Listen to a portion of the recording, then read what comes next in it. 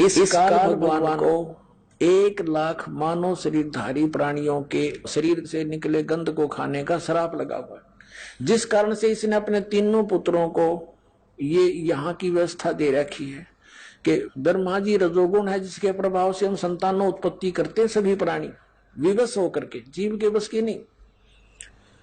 और सतोगुण श्री विष्णु जी के सतोगुण के प्रभाव से हम एक दूसरे में जकड़े हुए हैं, हमारे अंदर इतनी ममता भर रखी है, हमारे बस का नहीं से दूर हो सके। और तीसरा जो संहार करता है शंकर भगवान, ये भी काल का पुत्र है।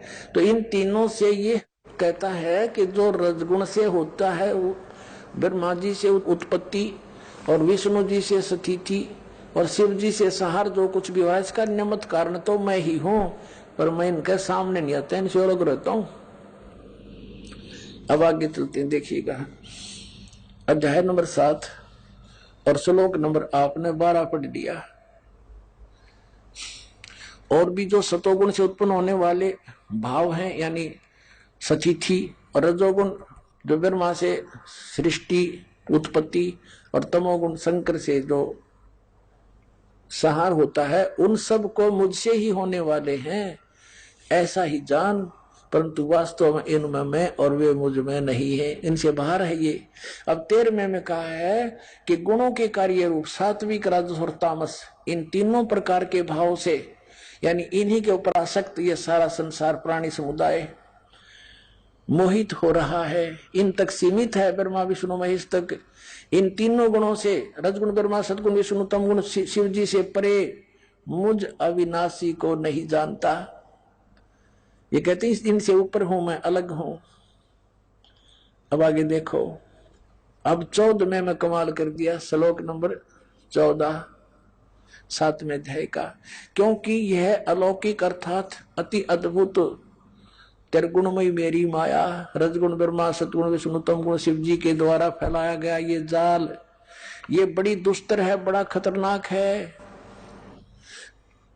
जो पुरुष केवल मुझको निरंतर भजते हैं, वे इस माया को ब्रह्मा विष्णु महेश से ऊपर उठ जाते हैं, उल्लंघन कर जाते हैं। यानी जो ब्रह्म से लाभ होता है वो ब्रह्मा विष्णु महेश के लाभ से अधिक स्वर्ग प्राप्ति होती है।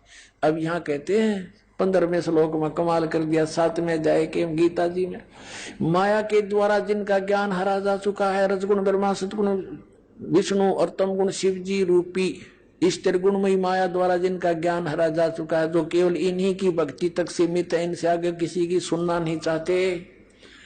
आसुर स्वभाव, राक्षस स्वभाव को धारण किए मनुष्यों में नीच और दूषित कर्म करने वाले मूढ़ लोग, मूर्ख, माम न प्रपदन्ते, मुझको नहीं भजते, यानी जो ब्रह्मा विष्णु महेश तक की भक्ति में लगे रहते हैं, उनके बारे में क्या बताया है कि असुर स्वभाव को धारण किए हुए मनुष्यों में नीच और तरह के जो वही हो, और दूषित कर्म करने वाले मूर्ख लोग।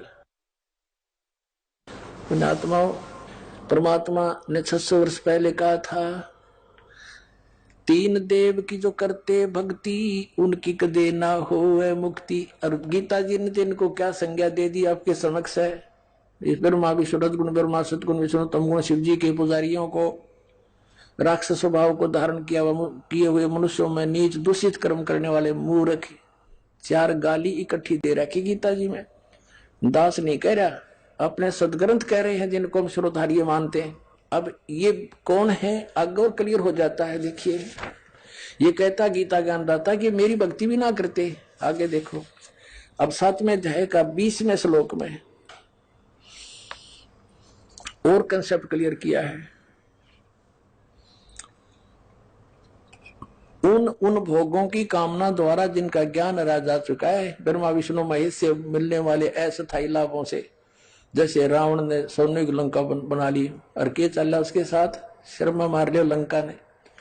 उन भोगों की कामनाओं के द्वारा जिनका ज्ञान हरा जा चुका है, वे अपने स्वभाव से प्रेरित होकर उस नियम का धारण करके अन्य देवताओं को भजते हैं। ब्रह्मा विष्णु महेश भी अन्य देवताओं में आते हैं, अर्थात उनकी पूजा करते हैं। और 21 में क्या कहा, 7वें अध्याय के 21वें श्लोक, अब जो जो सकाम भक्त जिस जिस देवता के स्वरूप को श्रद्धा से पूजना चाहता है, उस भक्त की श्रद्धा को मैं उसी देवता के प्रति स्थिर कर देता हूँ। मैं देता हूँ उनको, थोड़ा बहुत लाभ मिलता है तो मैं वहां फिट रखता हूं उनको। कभी विष्णु के रूप में प्रकट हो जा, किसी के शिव जी के रूप में। अब 22 में क्या कहा है कि वह पुरुष उस श्रद्धा से युक्त होकर उस देवता का पूजन करता है, यानी ब्रह्मा विष्णु महेश की ही बारे में कहा है, और उन देवताओं से मेरे द्वारा ही विधान किए हुए उन इच्छित भोगों को निसंदेह प्राप्त करता है। यानी मैंने उनको थोड़ी सी पावर दे रखी है, उन्हीं से प्राप्त करता है थोड़ा बहुत। परंतु उन अल्प बुद्धि वालों का, मूर्खों का, उन अल्प बुद्धि मंद बुद्धि वालों का वह फल नाशवान है, ब्रह्मा विष्णु महेश के पूजने वालों का। और देवताओं को पूजने वाले देवताओं को प्राप्त होते हैं और मेरे भक्त मुझको प्राप्त होते हैं। यही नड़ा दिया। अब चाहे जैसे भी भजे, ये अनुवाद करता की बकवाद है, मूल पाठ में नहीं है। इसमें मेरे भक्त मुझको प्राप्त होते हैं, इसने तो अपना बता दिया, मेरा ओम नाम है 8वें जाके 13वें श्लोक में, और कुछ नहीं बजना। इन्हें कह दो जैसे चाहे बजे। अभी ना अपना डंगा केड़ा दिया, जैसे चाहे का अर्थ कर दिया। हरे राम हरे कृष्ण राधे राधे श्याम लादे, चाहे कुछ भी जाप कर ले उसी तो मिले। ये है अनुवाद कर्ता की बकवाद, अज्ञान सोच। और गीता में तो लिखा है 8वें जाके 13वें श्लोक में, ओम इति एकाक्षरम ब्रह्म व्यवहारण माम अनुस्मरण यह प्रयाति तदंदेहम सयति परमाम गतिम। मुझ ब्रह्म का केवल एक ओम अक्षर है, नथिंग एल्स। और जो इसकी साधना करता है, अंतिम सांस तक भक्ति करता हुआ जाता है, तो इस परम गति को प्राप्त होता है। ओम से कौन सी परम गति होती है? ब्रह्मलोक प्राप्ति होती है। और 8वें जाके 16वें श्लोक में लिखा है ब्रह्मलोक पर्यंत भी ये पुनरावृत्ति में वहां गए हुए फिर वापस आते, जन्म मृत्यु होती है। अब यहां प्रसंग चल रहा है पुण्यात्माओं के इन तीनों देवताओं की भक्ति से क्या लाभ होता है। और ये शास्त्र विधिता का मनमाना आचरण है तीनों देवताओं की भक्ति। आगे दिखाते हैं गीता जी अध्याय नंबर 16 के और श्लोक नंबर 23 में कहा है कि अर्जुन, जो शास्त्र विधि को त्याग कर मनमाना आचरण करते हैं, यानी जो पवित्र सदग्रंथों में वे ऑफ वर्शिप नहीं लिखी है, साधना की विधि, और उसके आधार से जो भक्ति करते हैं उनको कोई लाभ नहीं होता। देखिएगा, यह है श्रीमद् भगवद गीता अध्याय नंबर 16, श्रीमद् भगवद गीता अध्याय 16 का श्लोक नंबर 23। जो पुरुष शास्त्र विधि को त्याग कर अपनी इच्छा से मनमाना आचरण करता है, वह न तो सिद्धि को प्राप्त होता है, न परम गति को और न सुख को ही। 24वें श्लोक में 16वें अध्याय के में कहा है, इससे तेरे लिए कर्तव्य और अकर्तव्य की अवस्था में जो कर्म करने चाहिए भक्ति के, जो ना करने चाहिए, शास्त्र ही प्रमाण है। किसी की दंत कथा पर विश्वास मत करना। ऐसा जानकर शास्त्र विधि से नियत यानी शास्त्र अनुकूल कर्म करने योग्य है, कर्म ही करने योग्य है, यानी और कर्म नहीं करना। जो गीता में लिखा वही मंत्र जाप करना, उतनी ही क्रिया करना। अब श्रीमद् भगवद गीता में किसी भी मंत्र के जाप का प्रावधान नहीं है। 8वें अध्याय के 13वें श्लोक में गीता ज्ञान दाता कहता है, मुझ ब्रह्म का केवल एक ओम मंत्र है और इसकी साधना करोगे तो मुझे प्राप्त होगे, ब्रह्मलोक में चले जाओगे। 8वें अध्याय के एक मंत्र में अर्जुन ने पूछा कि प्रभु आपने 7वें अध्याय के 29वें श्लोक में जिस तत्परम के विषय में कहा है वो किम तत्परम, कि उसको जानकर फिर व्यक्ति जराम और मन से छूटने का प्रयत्न करता है और अन्य किसी वस्तु की डिमांड नहीं रखता, इच्छा नहीं रखता, वो किम तत्परम 8वें अध्याय के एक श्लोक में पूछा अर्जुन ने। उसका उत्तर दिया गीता ज्ञानदाता ने 3रे श्लोक में 8वें अध्याय के में कि वो परम अक्षर ब्रह्म है। 8वें अध्याय के 5 और 7 में तो गीता ज्ञानदाता अपने विषय में बताता है, तो मेरी भक्ति कर और युद्ध भी कर, मुझे प्राप्त होगा। 8वें अध्याय के 8, 9, 10 श्लोक में उस परम अक्षर ब्रह्म के बारे में जानकारी बताई है कि उसकी भक्ति करेगा तो उसको प्राप्त होगा। जहां जाने के बाद फिर लौट कर कभी संसार में नहीं आते। अपने विषय में गीता ज्ञानदाता कहता 4थे अध्याय के 5वें श्लोक में और 9वें में, 2रे अध्याय के 12वें श्लोक में, 10वें अध्याय के 2रे श्लोक में कि अर्जुन तेरे और मेरे बहुत जन्म हो चुके, तू नहीं जानता मैं जानता हूं। इसे सिद्ध है कि इसकी भक्ति करने वाले भी जन्म मृत्यु में रहेंगे। तो इसलिए इसने कहा कि 18वें अध्याय के 62वें श्लोक में कि तू सर्वभाव से उस परमेश्वर की शरण में जा, परम अक्षर ब्रह्म की शरण में जा, उसकी कृपा से तू परम शांति को, सनातन परम धाम को प्राप्त होगा। 15वें अध्याय के 1 से लेकर 4 में और 16 और 17 में ये 3 पुरुष बताए हैं, सर पुरुष, अक्षर पुरुष और परम अक्षर पुरुष। सर पुरुष और अक्षर पुरुष ये तो व्यर्थ बताए हैं। उत्तम पुरुष तो अन्य परमात्मा इति उदाहरते 15वें अध्याय के 17वें श्लोक में कहा कि उसी वो है सर्वशक्तिमान परमात्मा, वो वास्तव में विनाशी है, वही वास्तव में पूज्य है। और 15वें अध्याय के 4थे श्लोक में कहा कि तत्वदर्शी संत की प्राप्ति के उपरांत परमेश्वर के उस परम पद की खोज करनी चाहिए, जहां जाने के बाद फिर लौटकर कभी संसार में नहीं आते, और केवल उसी की भक्ति करो, अन्य की नहीं। अब यहां प्रसंग चल रहा है कि 16वें अध्याय के 23-24 में कहा है कि जो शास्त्र विधि को त्याग कर मनमाना आचरण करते हैं उनको कोई लाभ नहीं होता। और फिर ये कंसेप्ट क्लियर कर दिया 7वें अध्याय के 12 से लेकर 15 और 20 से लेकर 23 तक कि इन तीनों देवता रजगुण ब्रह्मा, सतगुण विष्णु, तमगुण शिव जी की पूजा करते हैं, ये इनका फल नाशवान है, ये मूर्ख है, राक्षस स्वभाव को धारण किए मनुष्यों में नीच दूषित कर्म करने वाले हैं। और यहाँ लिखा कि जो शास्त्र विधि को त्याग कर मनमानी पूजाएं करते हैं, इन तीनों गुण की पूजा आन उपासना के अंदर है, मनमाना आचरण है, उनको इष्ट रूप में पूजना ये पूजा कहलाती है, तो उनका कोई लाभ नहीं होता। अब 17वें अध्याय के प्रथम श्लोक में अर्जुन ने पूछा कि भगवान मान लिया आपकी बात कि जो शास्त्र विधि त्याग कर और मनमानी शास्त्र विरुद्ध साधना करते हैं उनका स्वभाव कैसा होता है, किस किस की पूजा करते हैं। इसमें बताया है कि जो शास्त्र विधि त्याग कर भी जो पूजा में लगे हुए हैं भोली आत्माएं, जो अच्छी आत्मा है, नेक आत्मा है, वो तो इन देवताओं की पूजा करते हैं, ब्रह्मा विष्णु महेश की। और दूसरे जो उससे नमन सतर के हैं वो पूजते भैरव भूत बेतालों को, जंतर मंत्र फू फा सेवड़े पेवड़े बनकर अपना जीवन नष्ट कर देते हैं। तो ये देखिएगा 17वां अध्याय आप पढ़ोगे जब समझ में आओगे। सप्तदशो 7वां अध्याय प्रथम श्लोक में पूछा, हे कृष्ण, क्योंकि अर्जुन तो उसको कृष्ण मान रहा था, जो मनुष्य शास्त्र विधि को त्याग कर श्रद्धा से युक्त हुए देव आदि का पूजन करते हैं, यानी ब्रह्मा विष्णु महेश की जो पूजा करते हैं, उनकी स्थिति फिर कौन सी है, सात्विक है अथवा राजसी है या तामसी है।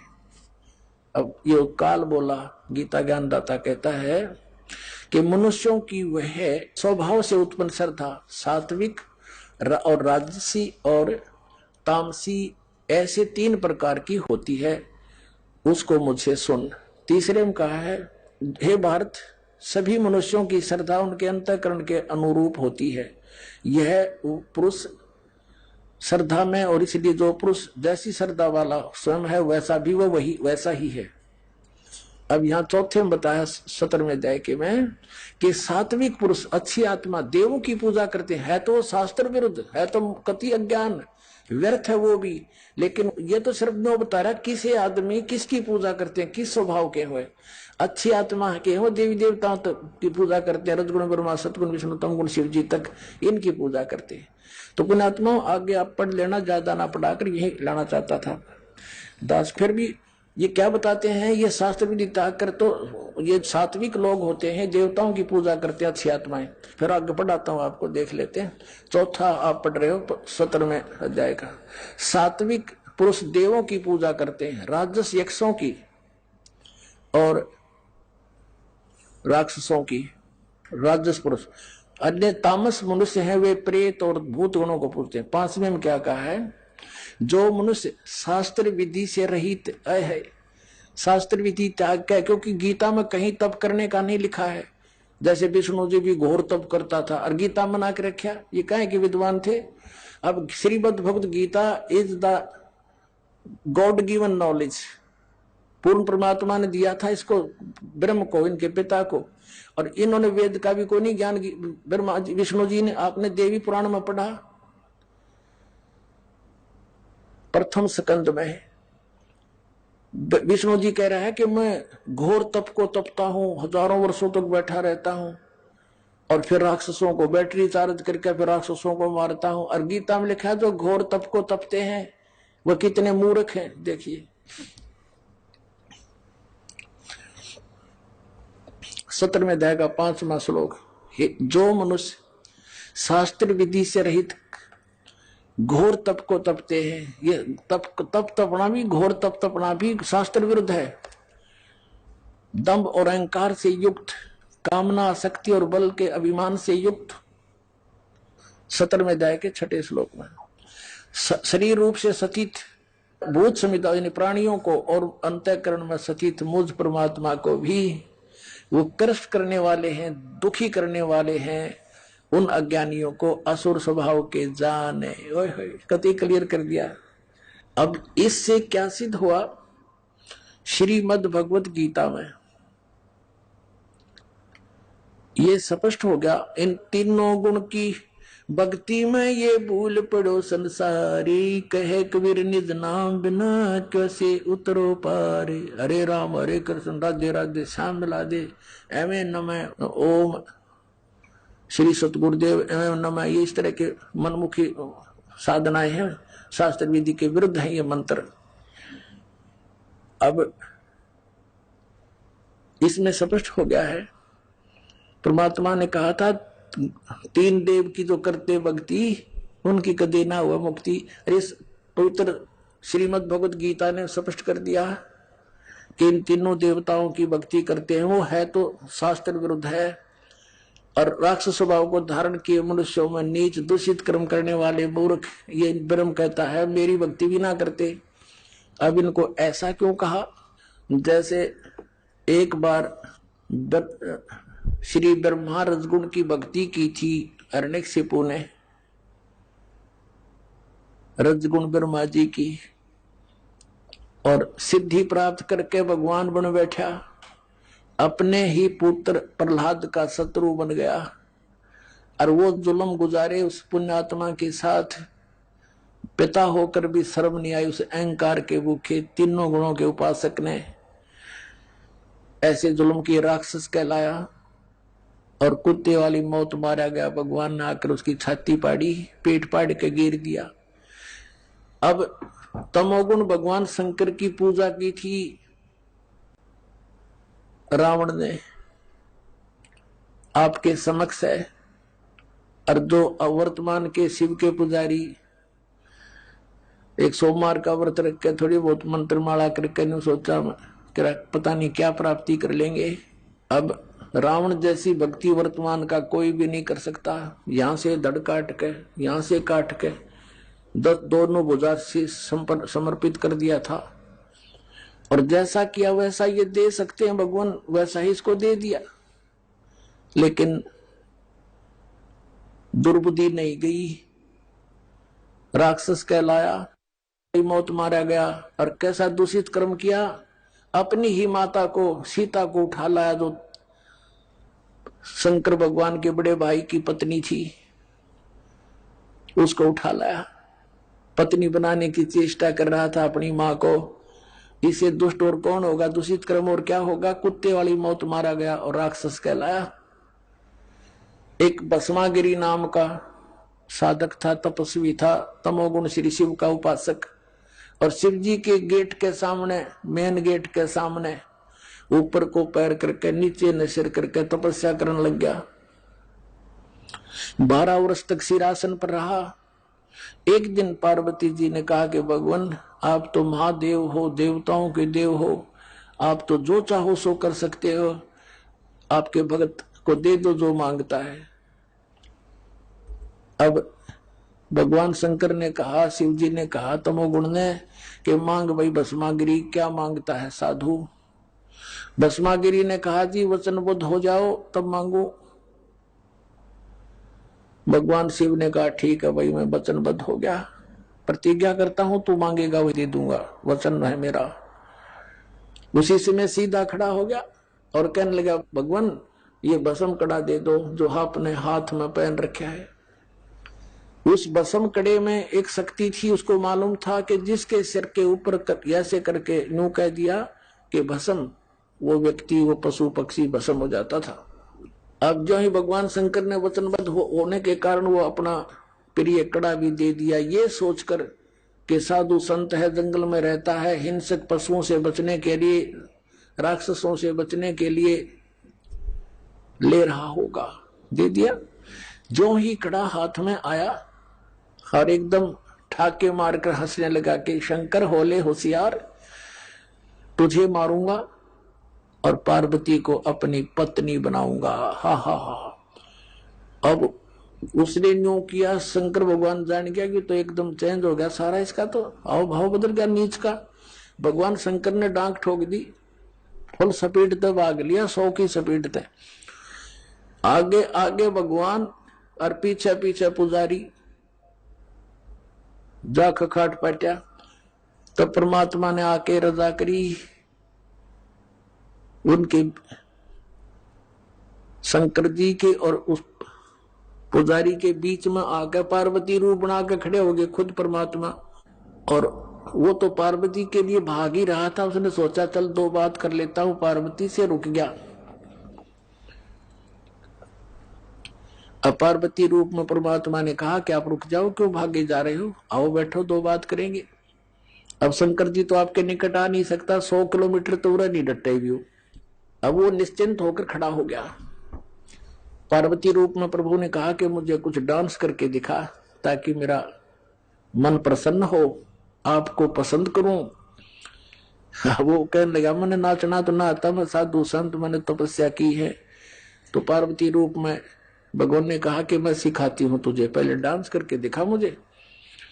इस हाथ को ऐसे कर, इस पैर को ऐसे कर, इसको ऐसे कर, इसको ऊपर ला, इसको नीचे कर। धीरे धीरे जिस हाथ में उसको कड़ा था वो सिर पर आ गया ना, तो उस बूढ़ी बूझ के जब कह दिया भस्म, वो भस्मा गिरी नष्ट हुआ। अब उस कड़े को लेकर विष्णु रूप धारण करके परमात्मा शंकर भगवान के से काफी आगे खड़े हो गए और कहा कहां दौड़ रहे हो। बोले नाथ कहां चले, शंकर जी कहां जा रहे हो, कि भाग ले विष्णु भाग ले, पीछे एक दुष्ट आ रहा है, उसने मेरे से धोखा किया है। तब विष्णु रूप में प्रभु ने कहा कि देखिए तेरा कड़ा मैं ले आया, उससे भाग, डरे मत, वो मैंने नाश मार दिया है। कि नहीं नहीं ये कोई और होगा, कि वही है, चिंता ना कर। दौड़ता दौड़ता पूछ रहा कैसे क्या कर दिया, कि मैंने उसको ऐसे ऐसे पार्वती रूप बनाया, उसके सामने खड़ा हो गया, उसको गंड हाथ नचा के, नाच नचा के, और उसको ऐसे किया जब वो मार दिया। शंकर भगवान ने कहा मुझे उसकी वो ऐसे दिखा दे, राख कहां से जलिया है। वो ला के दिखा लिया ना कि यो पड़ा उसकी राख। जब कलेजे की धड़कन बंद हुई भगवान शिव जी की, जिसको अविनाशी कहा करते, अजरो अमर मृत्युंजय कालंजय सर्वेश्वर महेश्वर। बताओ, ये थे हमारे टीचर हिंदू धर्म के नकली गुरु, मूर्ख बना रहे हमारे को हजारों वर्षों से। अपने आत्माओं, ये तो 2 गुणों के पुजारियों का निर्णय हो गया। किसे थे, राक्षस स्वभाव को धारण किए मनुष्यों में नीच दूषित कर्म करने वाले मूर्ख। अब भस्मा गिरी जैसा नीच कर्म कौन करेगा, भगवान की पत्नी पे, और नीच खराब कर दिया अपनी मां पे। तो इसे दुष्ट, गीता जी में कहा है, राक्षस स्वभाव को धारण किए। भस्मा असुर कहलाया, भस्मा राक्षस कहलाया, भस्मा गिरी से। अब सतोगुण श्री विष्णु जी के पुजारी वैष्णव धर्म, वैष्णव साधु होते हैं। एक समय हर की पैड़ी हरिद्वार के अंदर एक कुंभ के पर्व की, कुंभ के मेले की, त्योहार की पर भी लगी। हर की पैड़ियों पर वो पर भी लगनी थी, वहां स्नान करना था। तो सभी ये षटदल बोला है न, 6 प्रकार के को, गिरी, पुरी, नागा, सन्यासी, वैष्णो, नाथ, ये षटदल कहलाते हैं। दल माने संख्या, अलग अलग ग्रुप, दल माने पूरा समूह। तो ये सब षटदल अपने अपने स्थान पर, अपने अपने डेरों में, अपने अपने ग्रुप में, गिरियों में गिरी, पुरियों में पुरी, सन्यासियों में सन्यासी, नागाओं में नागा, वैष्णव में वैष्णव साधु जा करके अपने ग्रुप में वहां हरिद्वार में इकट्ठे हो गए। ये ऐसा ही करते हैं। और जब स्नान करने का समय आता है उस समय ये सभी चल पड़ते हैं अपने मुखिया के पीछे पीछे। अपने अपने अलग अलग गिरियों का मुखिया अलग होता है, पुरियों का अलग, सन्यासियों का अलग, वैष्णव का अलग, नागाओं का अलग। ये नागा और गिरी, पुरी, सन्यासी और ये नाथ, ये सारे तमोगुण शिव के उपासक, सतोगुण विष्णु के उपासक वैष्णव साधु। पहले नागा पहुंच गया पूरा ग्रुप, कोई हजारों की संख्या में, 50-60 हजार। और हर की पैड़ी पर नहाने के लिए पोजीशन पकड़ के पहले स्नान करने लगे। पीछे से आगे वैष्णव का समूह पूरा। वैष्णव ने आकर कहा कि हे सतोगुण वैष्णव, विष्णु के उपासकों ने कहा कि हे नागाओ, तुम पहले स्नान मत करना, प्रथम हम स्नान करेंगे, हम सर्वश्रेष्ठ हैं। नागा कहने लगे नहीं, हम सर्वश्रेष्ठ हैं, हम प्रथम स्नान करेंगे, हम त्यागी और बैरागी हैं, हम नी इच्छा रहते हैं, हम वस्त्र तक भी ग्रहण नहीं करते, और हम सर्वश्रेष्ठ हैं, हम प्रथम स्नान करेंगे। अब वैष्णव साधु कहने लगे वो संत कि तुम काहे के श्रेष्ठ हो, तुम नंगे फिरते हो पशु की तरह, राख लपेटे रहते हो, आज तुम नहाने वाले बन गए, शर्ट फड़ो, टट्टी के हाथ भी ना धोते तुम, आज प्रथम स्नान करने पर तुल गए हो। अब इतनी बात से वो क्षुब्ध हो गए। कौन? नागा। भगवान भूल गए, वो कुंभ का मेला की पर भी भूल गए, उल्टे फिर गए एकदम। और उसने उनके बाल पकड़ लिए, उसने उनके गुट्टम गुट्टा, फिर तलवार निकाल लाए, तीर मारे एक दूसरे के, पूरी छुरी घोंप देने, एक यानी बुड़के भर भर काट खाए, कत्लेआम कर दिया। 25,000 ये त्रिगुणोपासक कटका भर गए वहां हर की पैड़ी हरिद्वार के अंदर। होय होय। अब इसके विषय में सुख संवेद में कहा है, तीर तुपक तलवार कटारी जमदड़ जोर बदावे हैं, हर पैड़ी हर हेत न जाण्या वाजा तेग चलावे हैं, काटे शीस नहीं दल करुणा ये जग में साध कवावे हैं, जो जन इनके दर्शन को जावे उनको भी नरक पठावे हैं। ओए होए। 4 पंक्तियों में निर्णय दे दिया सुख संवेद में परमात्मा ने, कबीर भगवान ने, कि तीर तुपक तलवार कटारी और डट के लठ बजावे हैं, जमदड़ जोर बजावे हैं, और हर पैड़ी हर हेत नहीं जाना। हर की पैड़ी कहे भगवान की छाती पे कत्लेआम कर डाला। हर पैड़ी हर हेत नहीं जाना, वहां जा तेग यानी तलवार चलावे हैं, और काटे शीश नहीं दल करुणा ये जग में साधक वावे हैं, इन्हें तुम संत भी कहती हो। और जो जन इनके दर्शन को जावे उनको भी नरक पठावे, उन भी ये पाठ पढ़ाओगे, ऐसे उनको बना देंगे। आज तक ये कैसा जुल्म करते रहे, हिंदू मुसलमानों को मार डालते हैं इन्हीं के बहकाए हुए, और मुसलमान हिंदुओं का काट डालते हैं, और काजी और मुल्लाओं के बहकाए हुए। तो पुण्यात्माओं, जब तक हम तत्व ज्ञान से परिचित नहीं होंगे, हमारी ऐसे ही ये हमारी दुर्बुद्धि बनाए रखते हैं, हमारा दुरुपयोग करते हैं ये मूर्ख लोग अपने स्वार्थ के वास्ते, ये नकली गुरु। अब ये शराब ये पीवे और मांस ये खावे, सुल्फे ये पीवे, भांग ये पीवे, ये सन्यासी सरस्वती कमावे। तो यहाँ क्या बताया है कि हर पैड़ी हर हेत नहीं जाना वाजा तेग चलावे हैं, और काटे शीश नहीं दल करुणा दया नींद के अंदर। अरे न साधु कहो तुम, ये जग में साधक वावे हैं। तो ये तो लक्षण, ये तो बता दिया परमात्मा ने, गुण तीनों की भक्ति में ये भूल पड़ो संसारे, कहे कबीर निज नाम बिना कैसे उतरो पार। निज नाम यानी सतनाम के बिना, उस सच्चे नाम बिना पार कैसे होगे।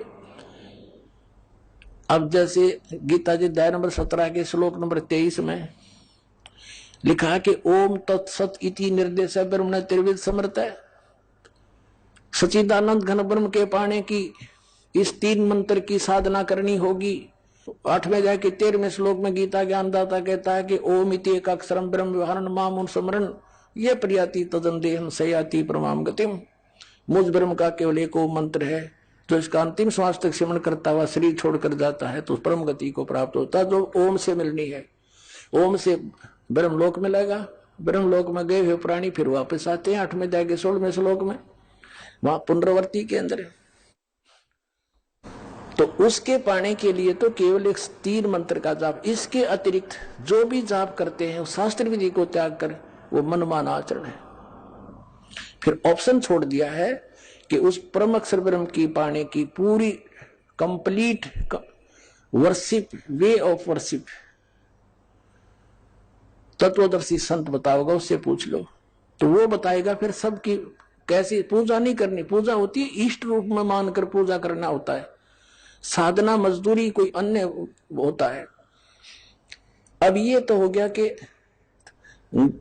तीन देव की जो करते भक्ति उनकी कदे ना हो वह मुक्ति। 600 वर्ष पहले परमेश्वर ने कहा था ये बातें, ये ज्ञान बताया था, और आज इसका समर्थन उन सदग्रंथों ने किया जिनको हम एथेंटिक मानते हैं। तो वो क्या थे जो हमने ज्ञान दिया करते, वो नकली गुरु आज तक मूर्ख बना रहे आपको। पुण्यात्माओं, जागो, समझो और मत भूत प्रेत बनो, सतलोक चलेंगे। अब गीता जी अध्याय नंबर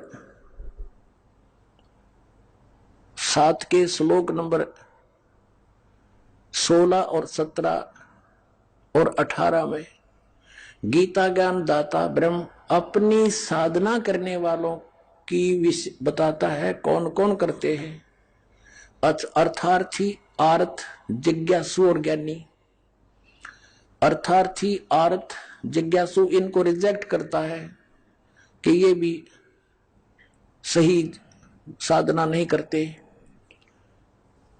और ज्ञानी को सिलेक्ट किया है कि ज्ञानी आत्मा होती तो अच्छी है।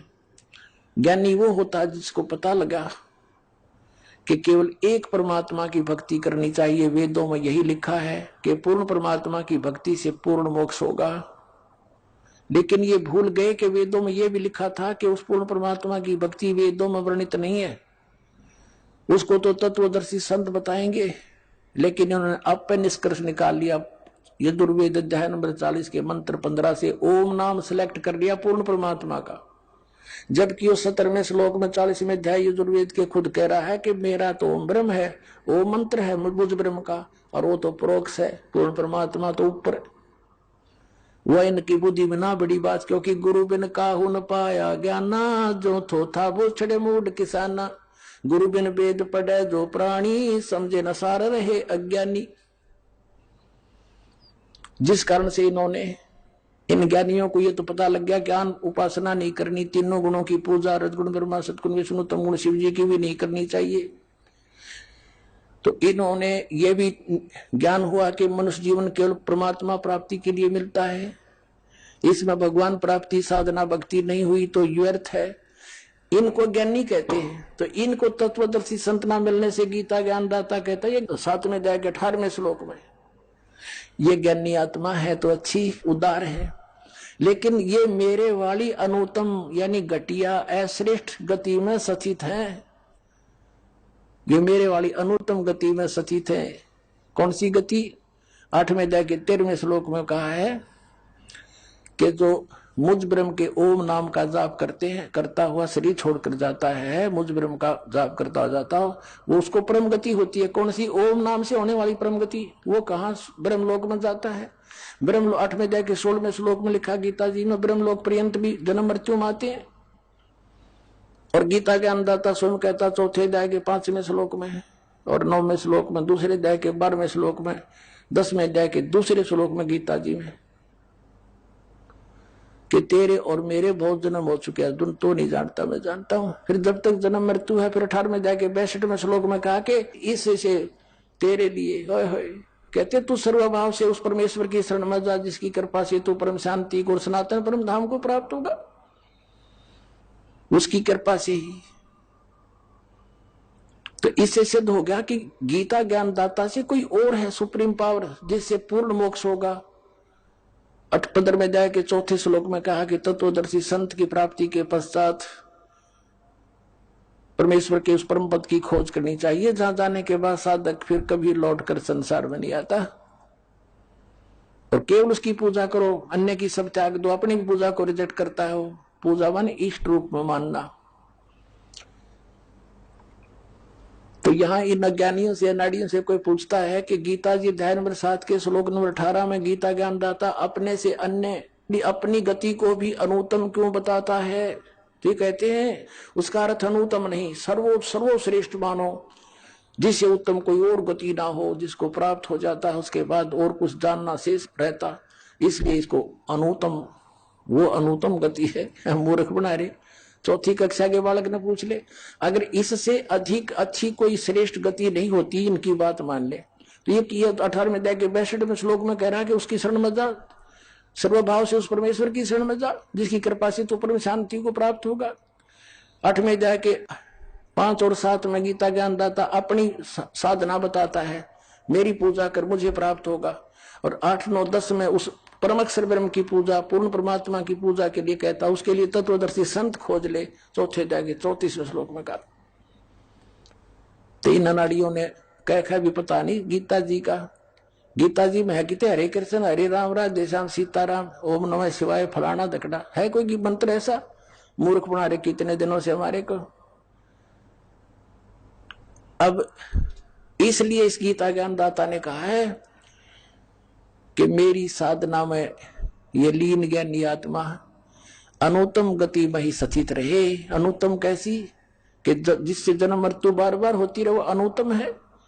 और जहां जाने के बाद फिर लौट कर नहीं आते, वो ब्रह्म साधना से प्राप्त नहीं हो सकती।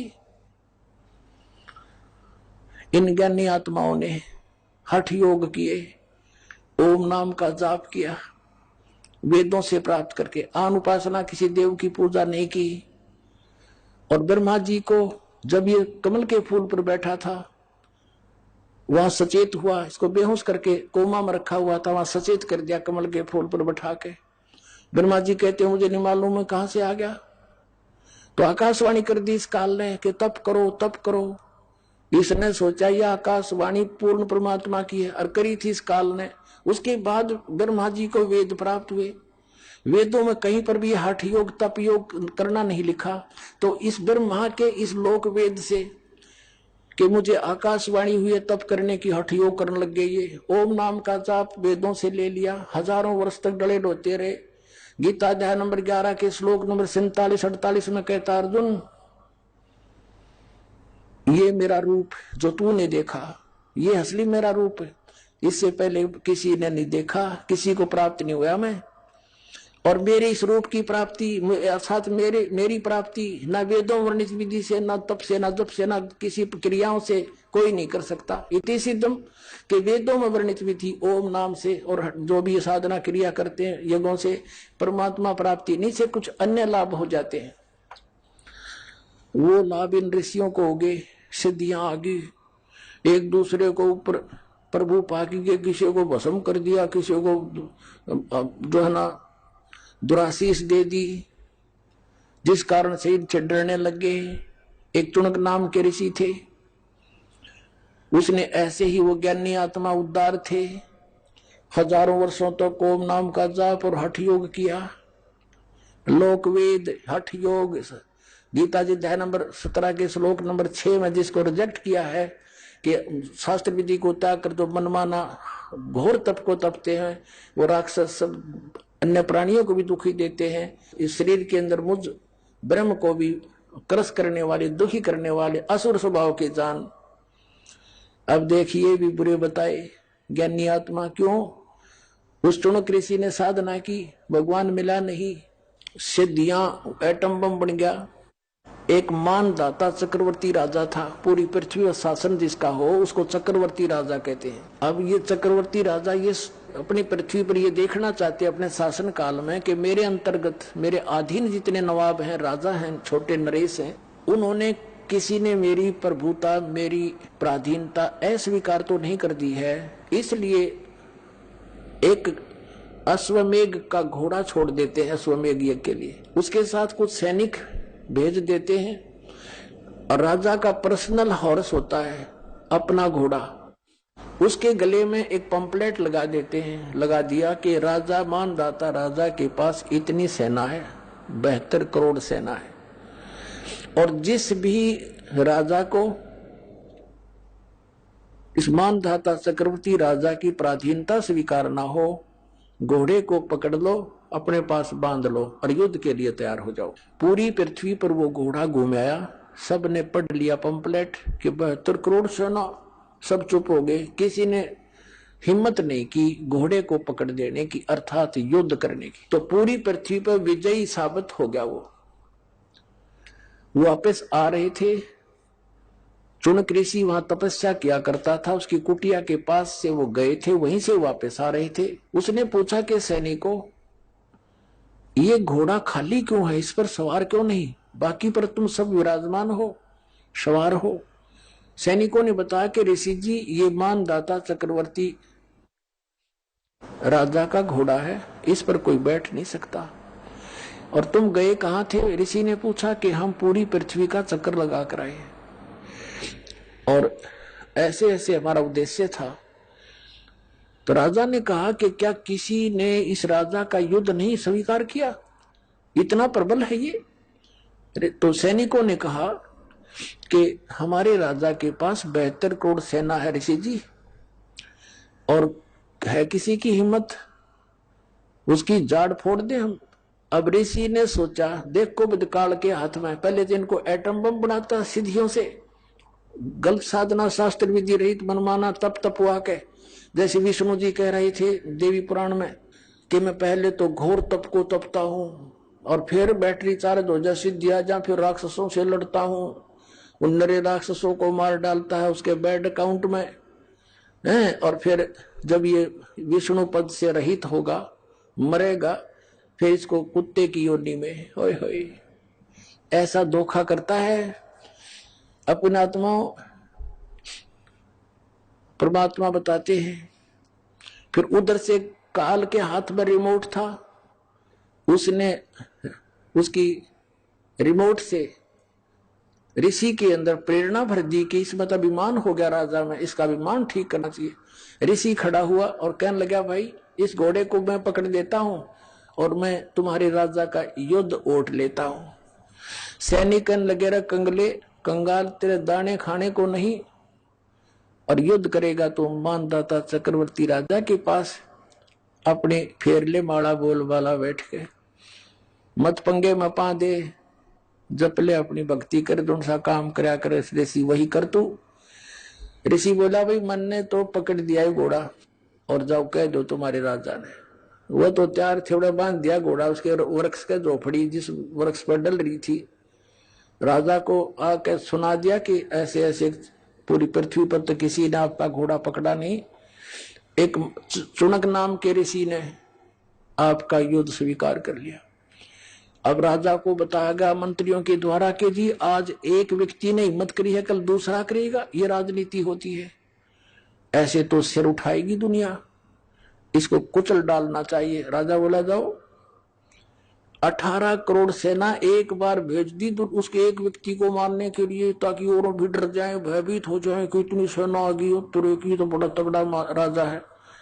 उधर से ऋषि ने अपने सारे जीवन में जो डले डोए थे उसकी 4 एटम बम बना दिए वचन से, सिद्धि का बहुत बड़ा एटम बम। ये साइंस वाले तो फेल उनके आगे, अगर किसी में वचन शक्ति हो संत के अंदर तो इन सारे फेल कर दे, वो वैसे वहीं के वहीं पानी बना दे। ऐसी सिद्धियां भी होती हैं।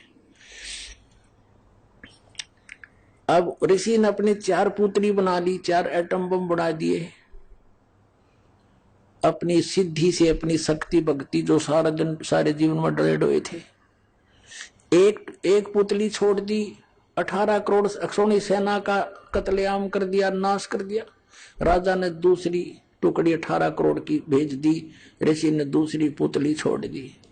72 करोड़ सेना चक्रवर्ती राजा की नाश कर दिया। अब इसके बारे में सूक्ष्म वेद में बताते हैं, 72 अक्षौणी खा गया ये चुनक ऋषि सुअर एक, दे धारे जोरा फिरे ये सभी काल के बेख। हे भगवान, कबीर साहेब बुद्धि छोड़। परमेश्वर ने आके बताया कि ये 72 अक्षौणी 72 करोड़ सेना खा गया कौन? वो ऋषिवर, ऋषिश्वर, ऋषियों में भी श्रेष्ठों में भी श्रेष्ठ ऋषि के ये लक्षण है यहाँ के नकली ऋषियों के। इनको हम ऋषि कहीं तो राक्षस कहना चाहिए इनको। बता ऋषि का के मतलब पंगा लेने का, वो अपनी भक्ति करे, राजा अपना काम करे, जाने तो करता रहे। तो ये राक्षस स्वभाव को धारण किए हुए ये ऐसे लोग हैं। और इसलिए गीता ज्ञानदाता कहता है मेरी साधना भी उत्तम नहीं अनुत्तम है, इसे कुकर्म करेंगे फिर ये बाद में इसको करके ने। अब क्या बताया भगवान ने, कबीर साहब ने, कि 72 सोनी खा गया, कतलेआम कर दिया, सन खा ली वो। और चुनक ऋषि ईश्वर एक, ये दे धारे मौत फिरे, जोरा माने मौत, तुम न ऋषि को थोड़ा सा ही न छेड़ दे, जब तेरा जो नाश होगा न ले। संतों की ये काम हुआ करें। कबीर परमात्मा आए थे, भगवान पत्थर मारे, डले मारे, तेल के उबलते हुए सरसों के कढ़ाई में डाल दिया, टुकड़े टुकड़े कर दिए, फिर भी खड़े पाए मालिक, और किसी को बद्दुआ नहीं दी। ये होते महात्मा, सर्वगुण संपन्न है कबीर परमात्मा। वो पूर्ण विद्वान वही थे, जगत गुरु वही थे, और तत्वज्ञानी तत्वदर्शी संत वही थे, विद्वान वही थे, और भगवान वही है। अब कहते हैं 72 सोनी खा गया वो चुनक ऋषि ईश्वर एक, ये दे धारे मौत फिरे है। ये जोरा, जोरा माने मौत है, ये ऋषि दे धारे मौत फिरे। ये सभी काल के भेख ब्रह्म तक की साधना की, इसे भेख माने टोल के टोल, झुंड के झुंड, ऐसे ऐसे। तो और फिर क्या होगा इसके साथ, ये ऋषि इसने ओम नाम का जाप किया और हठ योग किया। अब हठ योग से तप, सिद्धियां प्राप्ति, ओम नाम से ब्रह्म लोक प्राप्ति, ये ब्रह्म लोक में जाएगा, वहां देवता बन जाएगा। उसके बाद फिर ये पुनक्षीण होने के बाद फिर पृथ्वी पर आएगा, राजा बनेगा। राजा बनकर के तो शिकारी बनकर शिकार मारेगा, दुनिया जीवन सा करेगा। राजा एक दूसरे के साथ लड़के करेगा, यानी फिर कर्म फोड़ेगा। फिर इसको कहां भेजेंगे, नरक में ठोकेंगे, नरक भोगकर फिर पृथ्वी पर आएगा, फिर ये कुत्ता बनेगा ये चुनक ऋषि, और इसके सिर में कीड़े पड़ेंगे, जख्म। और जितने ये जीव हिंसा करे थे बाणदाता चक्रवर्ती राजा के, वो कीड़े उसको चुन चुन कर खाएंगे। तो इसलिए गीता ज्ञानदाता 7वें अध्याय के 18वें श्लोक में कहता है कि ज्ञानी आत्मा है तो उद्धार, ये चले थे तो परमात्मा प्राप्ति के लिए, लेकिन इनको तत्वदर्शी संतना मिलने से ये अपने आप निष्कर्ष निकाल कर एक दूसरे से सुन सुना कर और ये समर्पित हो गए मेरे पे। ब्रह्म कहता है काल, और मेरे वाली अनुत्तम गति में सचित रहे, यानी मेरे से जो इस ओम से, मेरी क्रियाओं से, ओम नाम के जाप से जो लाभ मिलना था वही तक गति हुई इनकी, और वो अनुत्तम गति है, अनुत्तम घटिया। अब इस तो गुंडी के घटिया होगी, सारे जीवन डले डोए, और फिर एटम बम बन गया, बबूल का पेड़, आम के स्थान पर संत तो आम के पेड़ होने चाहिए, डले मानो उसको भी फल दे। और ये बबूल बड़ा हाथ ला दे तो गट जा, उस दिक्कत ये गित रहे। इनको ऋषि कहा करते थे हम, परमात्मा ने आंख खोल दी हमारी। तो इसलिए कहा कि ये है तो अच्छी आत्मा, लेकिन मेरे वाली अनुत्तम घटिया गति में सचित रहे। क्यों? क्योंकि इनको तत्वदर्शी संत ना मिला। इसलिए 18वें अध्याय के 62वें श्लोक में कहा है कि अर्जुन तू सर्वभाव से उस परमेश्वर की शरण में जा, उसकी कृपा से तू परम शांति और सनातन परम धाम को प्राप्त होगा। तो पुण्यात्माओं, परमात्मा ने 600 वर्ष पहले कहा था, 3 देव की जो करते भक्ति, उनकी कदे ना होए मुक्ति। और आज इन सब सदग्रंथों ने समर्थन किया, Kabir is God, Kabir is God. बोलो सतगुरुदेव। परमपिता परमात्मा पूर्ण ब्रह्म सर्व सृष्टि रचनहार कबीर परमेश्वर जी की असीम रजा से आप सभी पुण्यात्माएं परमात्मा की महिमा सुनने के लिए उपस्थित हुए।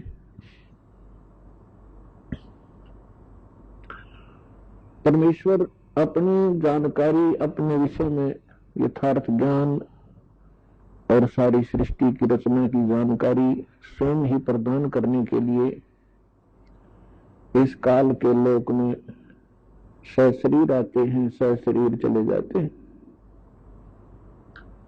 जैसा कि आप जी को बहुत बार सृष्टि रचना में बताया गया है कि आप सभी चींटी से लेकर हाथी तक जितने भी पशु पक्षी जलचर और जितने भी रंग से लेकर राजा मानव शरीरधारी प्राणी है, ये सभी उस परमात्मा कबीर जी की आत्मा है। और हमने अपने पैर पर आप कुल्हाड़ी मार रखी है अपनी गलती के कारण। फिर भी कहते हैं बच्चे गलती कर ही देते हैं, माता पिता फिर भी उनके लिए उनके बचाव का भरसक प्रयत्न करते ही रहते हैं जितना उनका सामर्थ्य होता है। पुणात्माओं, अभी आप बालक हो, बच्चे हो, इस ज्ञान में जिसमें आपको ये परमात्मा का यथार्थ ज्ञान होगा और आपकी आत्मा स्वीकार करेगी एक दिन के सचमुच ये स्थान ठीक नहीं। और जो ज्ञान दास बता रहा है ये किसी डूम बाट के गीत नहीं है या किसी सांगी कवि के बनाए हुए एक फॉर्मेलिटी के 2 श्लोक नहीं है। ये God given complete spiritual knowledge है जो स्वयं परमात्मा ने आके ज्ञान बताया है। इसके साथ साथ वो परमात्मा अपनी लीला अनुसार जो वो लीला किया ही करते हैं, सतलोक से आए और जिन महापुरुषों को वो मिले उनको सतलोक लेकर गए, उस स्थान पर लेकर गए जो हमारा मूल स्थान है, जहां आप और हम सभी रहा करते थे, आपका परिवार था। वहां पर सभी सृष्टि ऐसी ही है, ऐसे ही नर और नारी करके वहां सब बच्चे हैं, सारी सुविधाएं हैं, उसी की डुप्लीकेट नकल काल ने यहां कर रखी है। एक तो सोने के खिलौने हो और एक मिट्टी के कुम्हार के बनाए हुए, तो उनमें और उनमें बहुत अंतर होता है। वो कुम्हार के बनाए हुए खिलौने तो 2 मिनट में टूट जा, हाथ पाओ न टांग पाओ उसकी, और सोने के बने हुए कहीं पटको उठा के उनका कुछ नहीं बिगड़ता और कीमत गनी होती है। तो सतलोक के अंदर आपको ऐसा शरीर मिलेगा जिसका नाश कभी नहीं होता, उसमें वृद्ध अवस्था नहीं है, बुढ़ापा नहीं है, सदा युवा बने रहोगे। और जिन क्रियाओं को आप यहां करते हो, सैर सपट्टा करना प्रत्येक आत्मा चाहती है, हिल स्टेशनों पर घूमका वहां जाकर पार्कों में डोला में घूमे, ये सारी सुविधाएं आपको सतलोक में प्राप्त है। प्रत्येक के घरों में ऐसा है, और घूमने के लिए आपके पास विमान है, वहां पर विमान, यहाँ तो एक मोटरसाइकिल हो जाएगा, बड़ी बात मानते हैं हम, और 6 बजे में तेल डलाना पड़ेगा तो लंबे सफर में जावत है। तो वहां कुछ भी नहीं है, निष्कर्म मोक्ष वहां प्राप्त होता, बिना काम किए सारे सुख प्राप्त होंगे, लेकिन वो होगा यहाँ किए हुए का प्रतिफल। जैसे बच्चा विद्यालय में जाता है और विद्यालय में यदि वो उन सुखों को प्राप्त करता रहे जो उसने नौकरी प्राप्त करके प्राप्त करने थे, विद्यालय में यदि वो ऐसे ही सैर सपट्टे करता रहे, टीवी फिल्म देखता रहे, गाने सुनता रहे, जो उसका उद्देश्य उसको कर नहीं रहा, तो वो आगे चल के बहुत दुखी होता है। इसी प्रकार वो जो विद्यार्थी अपने सच्चे दिल से पढ़ाई कर जाते हैं, सफल हो जाते हैं, तो फिर उसको उस फील्ड में जा करके वो सुविधाएं प्राप्त होती है जो उसकी शिक्षा का ही प्रतिफल होता है।